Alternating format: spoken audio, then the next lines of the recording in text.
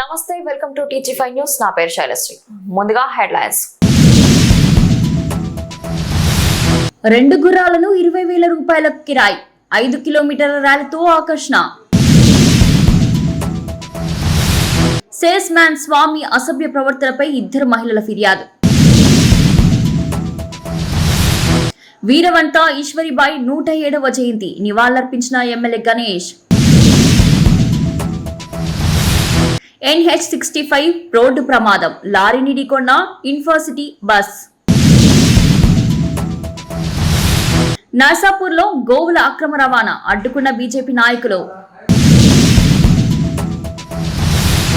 సిగాచి పరిశ్రమ మృతుల కుటుంబాలకు పూర్తి పరిహారం ఇవ్వాలంటూ బీఆర్ఎస్ నేతల వినతి. తిరుమలగిరిలో కొత్త వైన్ షాప్ కు గ్రామస్తులు తీవ్ర వ్యతిరేకత. సంగారెడ్డి జిల్లాలో ఒక ప్రత్యేకమైన నామినేషన్ ర్యాలీ అందరి దృష్టిని ఆకర్షించింది. ఆందోళ్ మండలం తాట్మనూర్ గ్రామానికి చెందిన సర్పంచ్ అభ్యర్థి వీరారెడ్డి నేరుగా గుర్రంపై ఎక్కి నామినేషన్ వేయడం విశేషం. రివాజులు, సాంప్రదాయాల మేళవింపులతో ఈ ర్యాలీ గ్రామంలో పండుగ వాతావరణాన్ని సృష్టించింది. తాట్మనూర్ నుంచి ఆక్సాన్పల్లి వరకు 5 కిలోమీటర్ల దూరం గుర్రాలపై ర్యాలీగా వచ్చి నామినేషన్ దాఖలు చేశారు. స్థానికులు ఈ అపూర్వ దృశ్యాన్ని ఫోన్లలో బంధిస్తూ అభ్యర్థిని అభినందించారు. ఆందోళ్ మండలం తాడ్నానూర్ గ్రామం ఈ రోజు సందడితో కలకల్లాడింది. సర్పంచ్ అభ్యర్థి వీరారెడ్డి తన నామినేషన్ కోసం ప్రత్యేకమైన మార్గాన్ని ఎంచుకున్నారు. గుర్రాలపై ర్యాలీగా వెళ్లి నామినేషన్ దాఖలు చేశారు. 2 గుర్రాలను 20,000 రూపాయలకు కిరాయి తీసుకుని గ్రామం నుంచి 5 కిలోమీటర్ల దూరంలోని అక్సాన్పల్లికి చేరుకున్నారు. ర్యాలీ అంతా పండుగలా సాగింది. గ్రామస్తులు, యువత, పెద్దలు అందరూ ఈ ప్రయాణాన్ని ఆసక్తిగా వీక్షించారు. వీరారెడ్డి గుర్రంపై ప్రయాణిస్తుండగా పలువురు మొబైల్స్ లో వీడియోలు తీశారు. నామినేషన్ దాఖలు చేసిన వీరారెడ్డి తనకు గ్రామం ఆశీర్వాదం ఉందని విశ్వాసం వ్యక్తం చేశారు.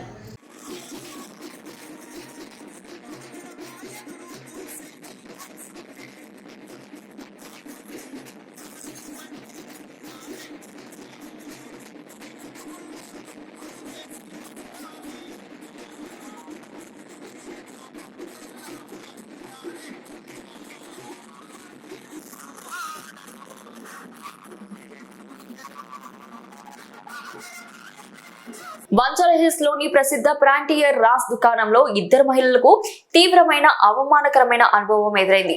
చీర కొనడానికి వెళ్లిన మహిళలపై సేల్స్ మ్యాన్ అసభ్యంగా ప్రవర్తించారని ఆరోపణలు వెల్లువెడుతున్నాయి. ఈ ఘటనకు సంబంధించిన దృశ్యాలు సీసీ కెమెరాలో రికార్డ్ అయినప్పటికీ వాటిని స్టోర్ సిబ్బంది తొలగించారని బాధితులు తెలుపుతున్నారు.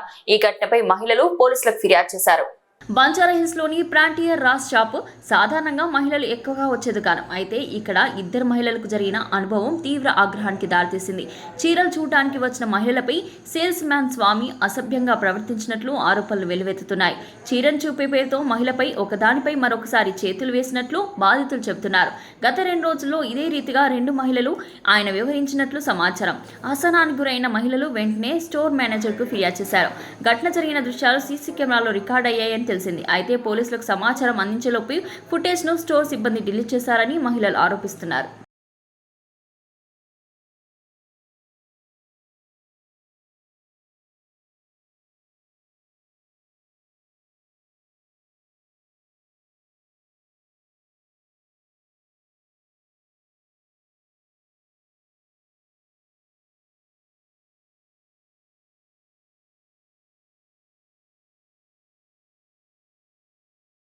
బాలికల హక్కులు, మహిళల అభ్యున్నతికి శతాబ్దం క్రితమే కట్టుబడి లింగ వివక్షతను ధైర్యంగా ఎదుర్కొని ఉన్నత విద్య, రాజకీయాల్లో విశేష సేవలు అందించిన వీరవంత ఈశ్వరీబాయి జయంతిని బంజారాహిల్స్ కంటోన్మెంట్ ప్రాంతంలో ఘనంగా జరుపుకున్నారు. ఎమ్మెల్యే శ్రీ గణేష్ ఈశ్వరీబాయి సేవలను స్మరించుకుంటూ విగ్రహానికి పూలమాల వేసి నివాళులర్పించారు. వెస్ట్ మారేడ్పల్లిలోని ఈశ్వరీబాయి విగ్రహం వద్ద ఆమె 107వ జయంతి సందర్భంగా ఘనమైన నివాళుల కార్యక్రమం జరిగింది. ఎమ్మెల్యే గణేష్ ఈ కార్యక్రమంలో పాల్గొని పూలమాల అర్పించారు. ఈ సందర్భంగా ఆయన మాట్లాడుతూ 100 ఏళ్ల క్రితమే మహిళల హక్కు కోసం పోరాడిన గొప్ప వనిత ఈశ్వరీబాయి. లింగ వివక్ష అంశాలను అధిగమించి ఉన్నత విద్యను అభ్యసించడమే కాకుండా రాజకీయాల్లోకి వచ్చి విలువలకు ప్రాధాన్యం ఇచ్చారని గుర్తు చేశారు.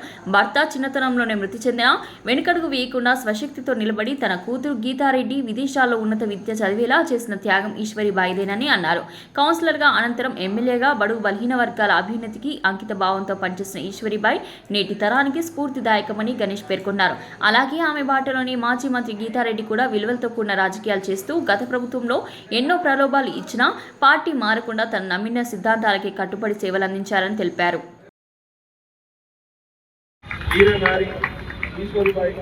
107వ జయంతి శుభాకాంక్షలు. 100 సంవత్సరాల క్రితం మహిళల మీద అసమానత్వం ఉండేది కాదు, అసమానత ఉండేది, మంచి వేసేవారు. అలాంటి పరిస్థితుల్లో జన్మించి ఒక పేద దళిత కుటుంబంలో జన్మించి కౌన్సిలర్ ఎమ్మెల్యే దాకా ఎమ్మెల్యే నుంచి ఒక నేషనల్ పార్టీకి ప్రెసిడెంట్గా కూడా వారు చేసి చాలా మందికి ఆదర్శంగా నిలిచిన వ్యక్తి మన ఈశ్వర్ భాయ్ గారు. చిన్న వయసులోనే వారు భక్తులు కోల్పోయారు. కోల్పోయినాక చాలా మంది ఏం చేస్తారు, ఇంటికి పరిమితం అవుతారు, అధైర్యపడతారు. వారు అలా అధైర్యపడకుండా ధైర్యంగా వారు వాళ్ళ సొంత కాళ్ళ మీద నిలబడడానికి టీచర్గా పనిచేస్తూ వారు బతకడంతో పాటు వారు ఒక సక్సెస్గా అయిన తర్వాత ఇతర మహిళలు కూడా వారి లాగానే స్వతంత్రంగా బతకాలని, వారు కూడా ముందుకు సాగాలని చాలామంది మహిళా సాధికారిత కార్యక్రమాలను ఏర్పాటు చేసి వాళ్ళు కూడా స్వతంత్రంగా వాళ్ళ కాళ్ళ మీద నిలబడడానికి చాలా కృషి చేసిన ఘనత ఈశ్వర్ భాయ్ గారు. అన్నిటికన్నా ముఖ్యం విద్య అని భావించి విద్యతోటి చాలా మంది జీవితాలు బాగుపడుతుందని విద్యా సంస్థలు ఏర్పాటు చేసి చాలా మందికి విద్య నేర్పించిన ఘనత కూడా ఈశ్వర్ భాయ్ గారు. ఇదంతా సామాజికంగా వారు వ్యక్తిగా ఎన్నో సేవలు అందించి మొదటి దశలో మన తెలంగాణ రాష్ట్ర పోరాటం గురించి కూడా ముందుండి పోరాటం చేసి వారు జైలు కూడా వెళ్ళారు. వారు సామాజిక సేవలతో పాటు వారు చేసిన దానికన్నా ఇంకా గొప్పగా ప్రజాసేవ చేయాలని వారి రాజకీయంలో నుంచి కౌన్సిలర్గా గెలిచి ఇప్పుడే అమ్మగారు చెప్పారు వారు ఎంత సేవలు అందించారు. వారి సేవలు చూసి మళ్ళీ రెండోసారి గెలిపించారు. దాని తర్వాత కూడా వారు సికింద్రాబాద్ నుంచి ఎల్లారెడ్డికి వెళ్ళి పోటీ చేసినా కూడా అక్కడ ఉన్న గవర్నమెంట్ మాజీ మంత్రిని కూడా ఓడించారంటే వాళ్ళ ప్రజాబలం ఎంతుందని మనం అర్థం చేసుకోవాలి. వారి జీవితాంతం ప్రజలకు సేవ చేయాలి, ప్రజలు బాగుండాలనే ఆలోచనే. అమ్మగారు ఇందాక చెప్పినట్టు నేను చాలాసార్లు ఇక్కడ ఈ ప్రోగ్రామ్స్ చెప్తుంటాను. వారు వీరనారి ఒక ఫైర్ బ్రాండ్ అని చెప్తుంటారు. అందరూ జనరల్గా అధికార పార్టీ కావాలో, అధికారంలో ఉన్న ఎమ్మెల్యే కావాలనుకుంటున్నారు. కానీ వారు ప్రతిపక్షంలో ఉండి కూడా వారిని ప్రతి ఒక్కరు ఈరోజు ఇప్పటికీ ప్రతి మనిషి మనసులో ఉన్నారంటే వారు ఆ రోజు ఎంత చేశారనేది వారి గురించి ఎంత చెప్పుకున్నా మనం తప్పే. ఈరోజు సోషల్ మీడియా న్యూస్ పేపర్ల ద్వారా ఒక్కసారి ఏమైనా అయితే ప్రతి ఒక్కరికి వెళ్ళిపోతుంది. ఆనాడు అలాంటి సోషల్ మీడియా ఇలాంటి టెక్నాలజీ డిజిటలైజ్ లేకున్నా కూడా ఇంత గుర్తింపు ఇన్ని సంవత్సరాలు ఉందంటే అది మామూలు వ్యక్తి కాదు. ఒక మహిళ అనగానే ఇంటికి పరిమితం అవుతుంది. అది కూడా దళిత మహిళ అంటే ఎప్పుడో కూడా ఏం చేయలేని అనుకున్న పరిస్థితి నుంచి అంత గొప్ప స్థాయికి వెళ్ళి అన్ని విధంగా రాష్ట్రంలో జరుగుతున్న ఏమైనా సమస్య ఉన్నా కూడా అసెంబ్లీలో చర్చించేవారు. అలాంటి ఒక సంఘటన బాగా గుర్తుంది. ప్రోగ్రామ్స్ వచ్చినప్పుడు ఒక దళితుడిని సజీవ దానం చేసి ఒక దొంగతనం చేసి ఒక నిందతోటి సజీవ దానం చేస్తే వారిని ఎవరు పట్టించుకున్న పరిస్థితి లేదు. అందరూ భయానికి ఎవరు దాని గురించి మాట్లాడలేదు. యాదాద్రి భువనగిరి జిల్లాలో చౌటుప్పల్ మండలం మల్కాపురం సమీపంలో జాతీయ రహదారి 65పై రోడ్డు ప్రమాదం చోటు చేసుకుంది. ఇన్ఫ్రాసిటీ ట్రావెల్స్ బస్ లారీని వెనుక నుంచి ఢీకొనడంతో ప్రయాణికులు ఒక్కసారిగా భయాందోళనకు గురయ్యారు. బస్ లో 32 మంది ఉన్నప్పటికీ ప్రాణ నష్టం ఏది జరగకపోవడం అదృష్టకరం. యాదాద్రి భువనగిరి జిల్లా చౌటుప్పల్ మండలం మల్కాపురం సమీపంలో జాతీయ రహదారి 65పై ఉదయం గంటలలో ఒక రోడ్డు ప్రమాదం సంభవించింది. ఇన్ఫ్రాసిటీ ట్రావెల్స్ బస్ ముందుకు వెళ్తున్న లారీ వెనుక నుంచి బలంగా ఢీకొట్టింది. బస్సులో మొత్తం 32 మంది ప్రయాణికులు ఉన్నట్లు సమాచారం. ఘటనలో 4 ప్రయాణికులు స్వల్ప గాయాలు మాత్రమే పొందారు. ఎటువంటి ప్రాణ నష్టం జరగకపోవడం పెద్ద ప్రమాదం తప్పించినట్లయింది. సమాచారం అందుకున్న పోలీసులు సంఘటన స్థలానికి చేరుకుని పరిస్థితిని పరిశీలించారు. వాహనాలను పక్కకు తొలగించి ట్రాఫిక్ ను సాధారణ స్థితికి తీసుకువచ్చారు.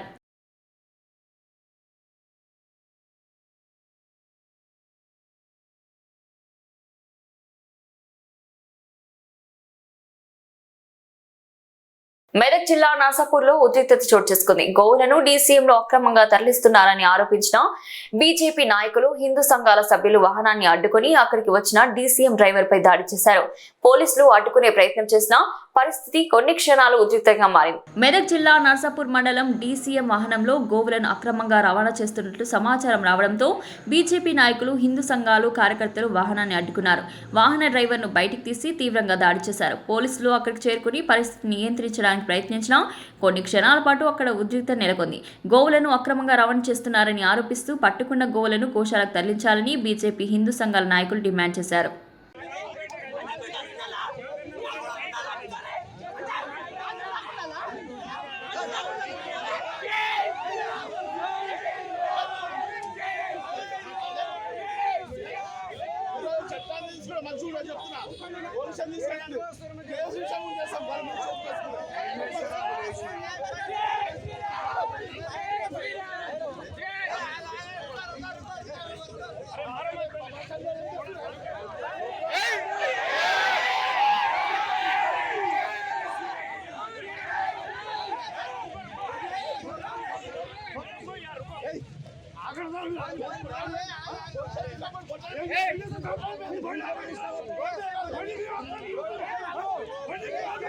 సంగారెడ్డి జిల్లాలోని సిగాజు పరిశ్రమ ఘటనలో మరణించిన కార్మికుల కుటుంబాలకు ఇంకా పూర్తి నష్టపరిహారం అందలేదని బీఆర్ఎస్ నాయకులు ఆవేదన వ్యక్తం చేశారు.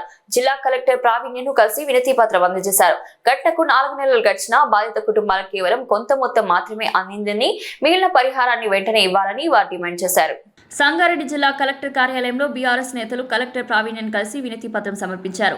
సిగాచి పరిశ్రమలో జరిగిన ప్రమాదంలో మరణించిన 54 మంది కార్మికుల కుటుంబాలు ఇంకా పూర్తి పరిహారం కోసం ఎదురుచూస్తున్నట్టు తెలిపారు. ఘటన జరిగిన 4 నెలలు అవుతున్నా ప్రతి కుటుంబానికి ఇవ్వాల్సిన మొత్తంలో కేవలం 25 లక్షల రూపాయలు అందిందని, మిగతా 75 లక్షల పరిహారం ఇప్పటికీ ఇవ్వలేదని నేతలు ఆవేదన వ్యక్తం చేశారు. పేద కుటుంబాలు ఈ పరిహారంపై ఆధారపడి ఉన్నాయని, సత్వరమే మొత్తం పరిహారాన్ని విడుదల చేయాలని కలెక్టర్ను కోరారు. వాళ్ళకి 25 లక్షలు మాత్రం ఇచ్చిండ్రు. 1 lakh గవర్నమెంట్ ఇచ్చింది.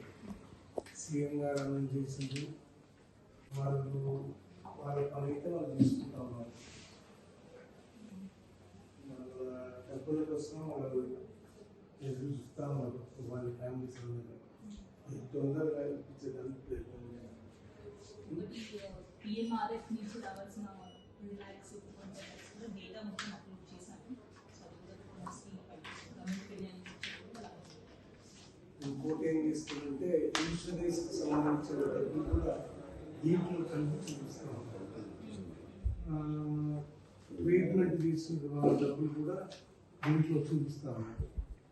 అది కొంత చూడండి అన్నమాట.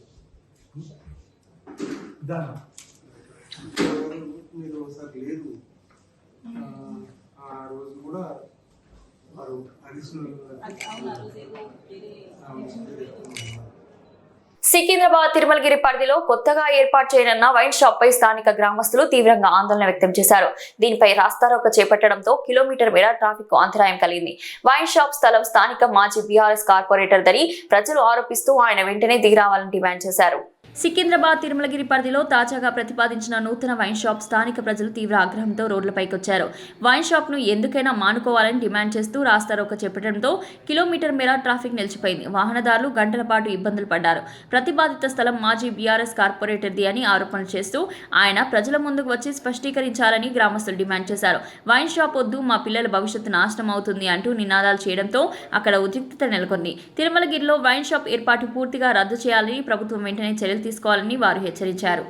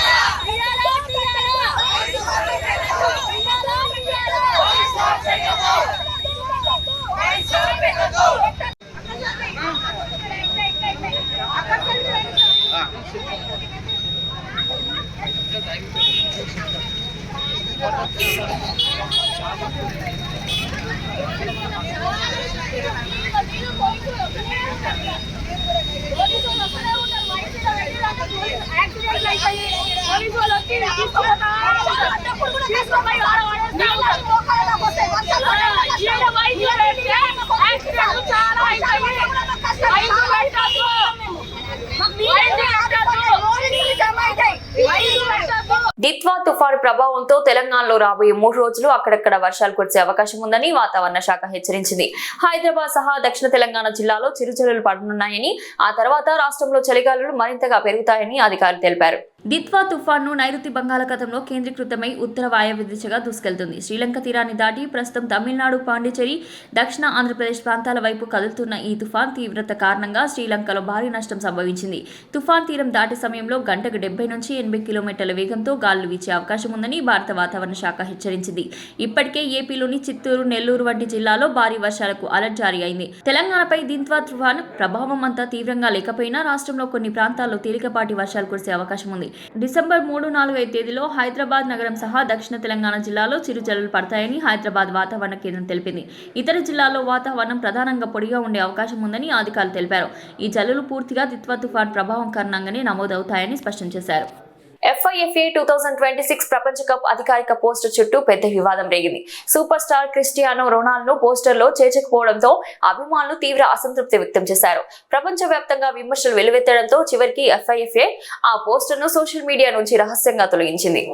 FIFA విడుదల చేసిన 2026 ప్రపంచ కప్ తొలి అధికారిక పోస్టర్ కానీ కొన్ని రోజుల్లోనే తొలగింపబడింది. కారణం ఫుట్బాల్ లెజెండ్ క్రిస్టియానో రొనాల్డోను పోస్టర్లో చేర్చకపోవడం. ఇప్పటికే అర్హత సాధించిన జట్లకు ప్రాతినిధ్యం వహించేలా ప్రతి దేశం నుంచి ఒక్కో ఆటగాడిని చూపించేలా పోస్టర్ డిజైన్ చేశారు. పోర్చుగల్ తరఫున బ్రూనో ఫెర్నాండెస్ ఎంపిక కాగా రొనాల్డో కనిపించకపోవడం అభిమానులను కడుపు మంటకు గురిచేసింది. పోస్టర్లో మెస్సీ, ఎంబాపే, హాలాండ్, సలాహ్, మానే వంటి తారలు ఉండగా ప్రపంచంలోనే అత్యధిక ఫాలోయింగ్ ఉన్న CR7 లేకపోవడంపై సోషల్ మీడియాలో విమర్శల వెలువ ఎగిసింది.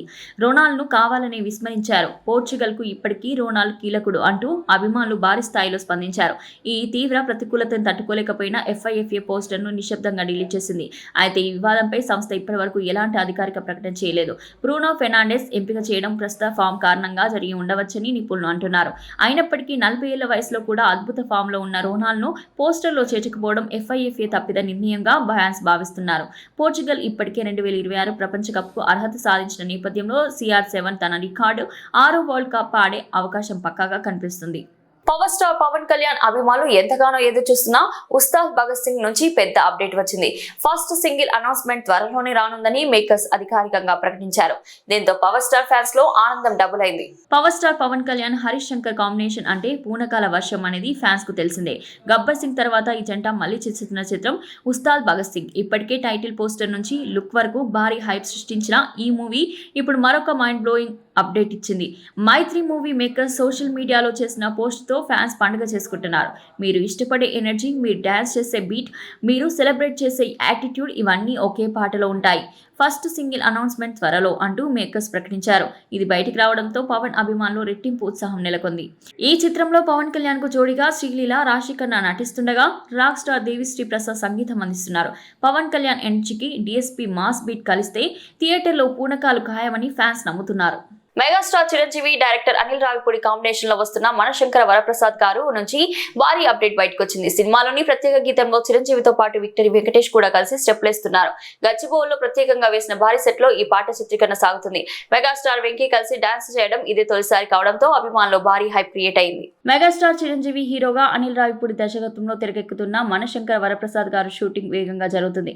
తాజాగా చిత్ర యూనిట్ అభిమానులను ఉత్సాహపరిచే కీలక అప్డేట్ ను విడుదల చేసింది. ఈ సినిమాలోని ప్రత్యేక గీతంలో చిరంజీవితో పాటు విక్టరీ వెంకటేష్ కలిసి డాన్స్ చేస్తుండడం ఇప్పుడు హాట్ టాపిక్ గా మారింది. గచ్చిబౌలిలో వేసిన భారీ సెట్ లో 500 మందికి పైగా డాన్సర్లతో ఈ పాటను గ్రాండ్ గా చిత్రీకరిస్తున్నారు. భీమ్ సిసోరియా అందించిన ఎనర్జెటిక్ మ్యూజిక్, అనిల్ రావిపూడి స్టైల్లో వచ్చే ఫుల్ మాస్ బీట్ పై ఈ ఇద్దరు స్టార్ హీరోలు స్టెప్పులు వేయడం అభిమానులకు పండగే. చిరంజీవి, వెంకటేష్ ఇద్దరు ఒకే ఫ్రేమ్ లో డాన్స్ చేయడం ఇది సినిమాల చరిత్రలో తొలిసారి. ఇద్దరి మధ్య ఉన్న కెమిస్ట్రీ, ఎనర్జీ, సరదా వాతావరణం ఈ స్పెషల్ సాంగ్ ను మరింత ఆకర్షణీయంగా మారుస్తున్నట్లు చిత్రవర్గాలు చెబుతున్నాయి. బులెటిన్ ముగించే ముందు హెడ్లైన్స్ మరోసారి. 2 గుర్రాలను 20,000 రూపాయలకు కిరాయి, 5 కిలోమీటర్ల ర్యాలీతో ఆకర్షణ. సేల్స్ మ్యాన్ స్వామి అసభ్య ప్రవర్తనపై 2 మహిళల ఫిర్యాదు. వీరవంత ఈశ్వరిబాయి 107వ జయంతి నివాళులర్పించిన ఎమ్మెల్యే గణేష్. NH65 రోడ్డు ప్రమాదం, లారీని ఢీకొన్న ఇన్ఫోసిటీ బస్. నర్సాపూర్లో గోవుల అక్రమ రవాణా, అడ్డుకున్న బీజేపీ నాయకులు. సిగాచి పరిశ్రమ మృతుల కుటుంబాలకు పూర్తి పరిహారం ఇవ్వాలంటూ బీఆర్ఎస్ నేతల వినతి. తిరుమలగిరిలో కొత్త వైన్ షాప్ కు గ్రామస్తులు తీవ్ర వ్యతిరేకత. ఇది ఈ రోజు బులెటిన్. మరో బులెటిన్ లో మళ్ళీ కలుద్దాం. అంతవరకు సెలవు.